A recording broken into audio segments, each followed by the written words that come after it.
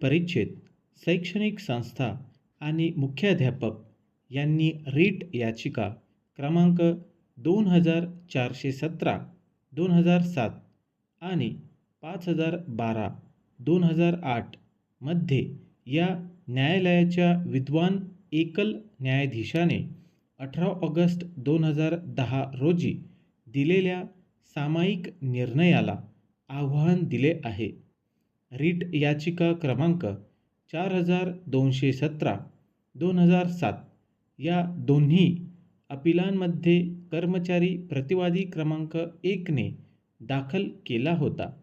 पीठासीन अधिकारी शाळा न्यायाधिकरण अमरावती यांनी अपील क्रमांक 102/1997 मध्ये दिलेला 30 मार्च 2007 रोजीचा निकाल आणि आदेश यांना नकार दिला होता.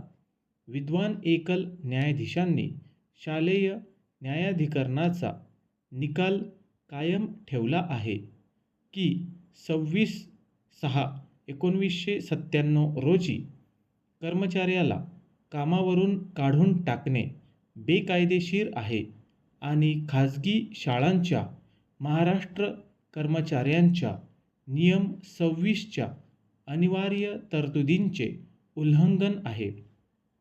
पुनर्स्थापना आणि पूर्ण वेतन मंजूर करण्यास शाळा न्यायाधिकरणाने दिलेला नकार रद्द करण्यात आला आहे. ती रक्कम शिक्षण उपसंचालक कार्यालयाकडून परत मिळण्याची परवानगी व्यवस्थापनाला देण्यात आली आहे. 1 एप्रिल 1997 पासून तिचे पगार बिल विद्वान एकल न्यायाधीशाच्या निर्णयाच्या तारखेपर्यंत उपसंचालक कार्यालयाकडे पाठविण्याचे निर्देश जारी करण्यात आले आहेत. अपीलकर्ता क्रमांक 1 सरस्वती सोसायटी 1986 वर्षापासून एक हायस्कूल आणि एक कनिष्ठ महाविद्यालय चालवते आणि प्रतिवादी क्रमांक 1 ची 11वी आणि 12वी इयत्ता शिकवण्यासाठी 28/6/1993 रोजी प्रोबेशनवर आणि शिक्षण उपसंचालकांच्या मान्यतेवर अधीन कनिष्ठ महाविद्यालयात जीवशास्त्र विषयातील व्याख्याता म्हणून नियुक्ती करण्यात आली. अनुशेष असल्याने शिक्षण उपसंचालकांनी केवळ 1 वर्षासाठी मान्यता दिली. प्रतिवादी क्रमांक 1 सन 1994-95 मध्ये पुन्हा व्याख्यात्याची नियुक्ती करण्यात आली आणि पुन्हा केवळ 1 वर्षाच्या कालावधीसाठी मान्यता देण्यात आली. सन 1995-96 मध्ये त्यांची 2 वर्षांच्या कालावधीसाठी परिवीक्षाधीन नियुक्ती करण्यात आली होती, परंतु उपसंचालकांनी केवळ 1 वर्षासाठी मान्यता दिली. शिक्षण उपसंचालकांनी 2/1/1997 रोजी आस्थापनेची पाहणी केली आणि विद्यार्थ्यांची संख्या कमी असल्याने 20/1/1997 च्या आदेशाने कनिष्ठ महाविद्यालयातील विज्ञान विद्याशाखा काढून घेतली. त्यानंतर 11वी इयत्तेत विज्ञान शाखेत शिक्षण घेणाऱ्या विद्यार्थ्यांना दुसऱ्या कनिष्ठ महाविद्यालयात स्थानांतरित करण्यात आले आणि 12वीच्या विद्यार्थ्यांना शैक्षणिक सत्र संपेपर्यंत सुरू ठेवण्याची परवानगी देण्यात आली. हे वर्ग मागे घेण्याच्या आदेशाला व्यवस्थापनाने शिक्षण संचालकांसमोर अपील दाखल करून आव्हान दिले होते आणि 26/6/1997 रोजी शिक्षण संचालकांनी त्यावर विचार करणे आवश्यक नसल्याचे आढळले. अपीलकर्ता व्यवस्थापनाने 26 ऑगस्ट 1997 रोजी त्यांचे लेखी निवेदन दाखल केले आणि वरील नमूद केलेल्या तथ्यांकडे लक्ष वेधले, ज्यामुळे विज्ञान विद्याशाखा बंद झाल्या. 7 जुलै 2000 रोजी प्रतिवादी क्रमांक 1 लेक्चररने तिच्या अपील मेमोमध्ये सुधारणा करण्यासाठी आणि त्यात शोषणाचा गुन्हा जोडण्यासाठी रजा मागणारा अर्ज केला. ही दुरुस्ती 8 ऑगस्ट 2000 रोजी मंजूर करण्यात आली. शालेय न्यायाधिकरणाने दिलेला अंतिम निकाल आणि त्यानंतर व्याख्याता आणि व्यवस्थापन या दोन्ही रीट याचिका दाखल केल्याचा उल्लेख आधीच वर दिला आहे. श्री पेंढारकर, श्री बेलसरे यांच्या समवेत विद्वान ज्येष्ठ वकील अपीलकर्त्यांच्या वतीने उपस्थित असलेले विद्वान वकील यांनी सुरुवातीलाच निदर्शनास आणून दिले की विद्वान एकल न्यायाधीशांनी चुकीच्या गृहीतकावर कार्यवाही केली आहे.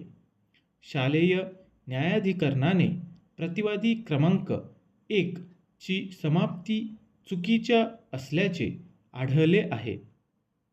ते पुढे सांगतात की उपसंचालकांनी शाळा न्यायाधिकरणासमोर कनिष्ठ महाविद्यालय बंद करण्याचे आणि प्रतिवादी क्रमांक 1 ला इतरत्र सामावून घेण्यासाठी पावले उचलल्याकडे लक्ष वेधून उत्तर दाखल केले असले तरी विद्वान एकल न्यायाधीशांनी चुकीचे गृहीत धरले आहे की उपसंचालकांनी शाळा न्यायाधिकरणासमोर कोणतेही उत्तर दाखल केले नाही. असा युक्तिवाद केला जातो की शालेय न्यायाधिकरण किंवा या न्यायालयाच्या विद्वान एकल न्यायाधीशांनी नियम 25 च्या तरतुदी किंवा इतर MEPS च्या नियम 26 मधील तरतुदी शोधण्याचा प्रयत्न केला नाही.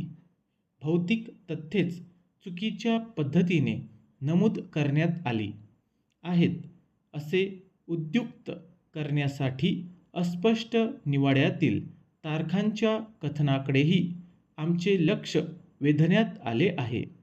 असा युक्तिवाद केला जातो की शालेय न्यायाधिकरण किंवा या न्यायालयाच्या विद्वान एकल न्यायाधीशांनी नियम 25A च्या तरतुदी किंवा नंतर MEPS च्या नियम 26 मधील तरतुदी शोधण्याचा प्रयत्न केला नाही. भौतिक तथ्येच चुकीच्या पद्धतीने नमूद करण्यात आली आहेत असे उद्युक्त करण्यासाठी अस्पष्ट निवाड्यातील तारखांच्या कथनाकडेही आमचे लक्ष वेधण्यात आले आहे.